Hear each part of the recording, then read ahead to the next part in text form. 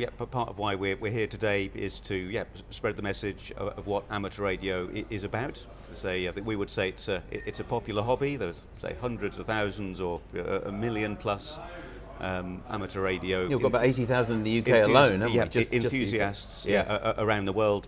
And 80,000 in the UK. So it's relatively high numbers, but unfortunate. Perhaps it doesn't have say true worldwide recognisability. So it's good to say what the hobby is. So it's a hobby for anyone that enjoys, say, radio communication. And there's several aspects, aren't there? I mean, you may be interested in the technical side of it, how things work. You can make your own stuff, but you may just be interested more in the operating side and making contacts. Absolutely, with people. It can be a fun way to communicate with your friends and stay in touch. Lots of people, just focus on the technical side and may actually not get on air so much themselves. We can say that, all amateur radio operators, they're licensed by their respective governments. They pass a technical examination, and then they're given a call sign, and they can then transmit and use different parts of the radio spectrum that have been put aside for amateur radio use. So most countries in the world have this. They're slightly different systems, but most people can do that. Yes. So coming on to the exact point of WRTC, the World Radio Sport Team Championship, for its name, it's a competition, and contesting is a big part of the hobby too, isn't it?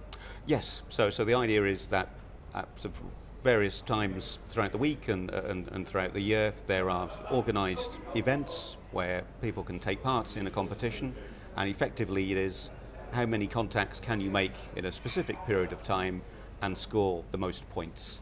And depending on the flavour and the rules of the competition, there may be more points if you can contact people further away or in different countries, and there's different flavours for trying to contact islands or the States of America. So there's lots of different variety, and there's a big following of contesting and the camaraderie of everyone trying to take part as a regular activity. Yeah, that's brilliant. Okay, well, it's one aspect of it, and there's lots of contests throughout the year, of course, with lots of people joining in, but this is a very special one.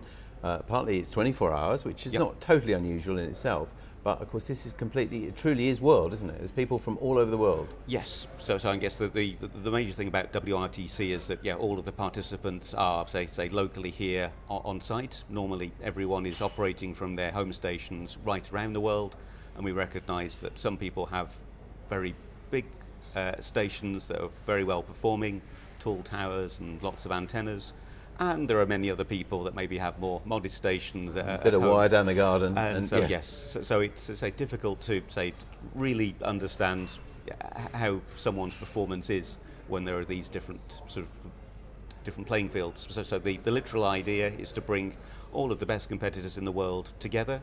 They can operate from a very similar location with identical antennas, so that ultimately it should just be down to the skill of the operators, the two-person teams in each tent, for perhaps we could say the ultimate in bragging rights.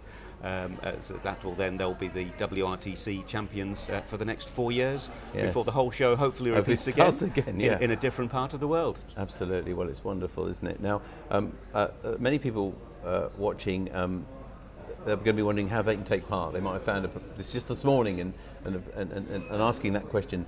Can almost anybody get involved as long as they've got some way of receiving at least? So if you're completely brand new to amateur radio, so you just be a shortwave listener, within 5 minutes online, you could look for a online, what we call software-defined radio website, and you could be effectively tuning the amateur radio bands, looking for our WRTC stations. You hear one, you write it down, and then you can send in your list of contacts, and you'd qualify for an award. So it can be as simple as that. And for any of the licensed radio amateurs around the world, in a little over 12 minutes time, when the contest starts, they can then start hunting for our WRTC stations that are all identifiable through some very special, unique call signs that we've been allocated. And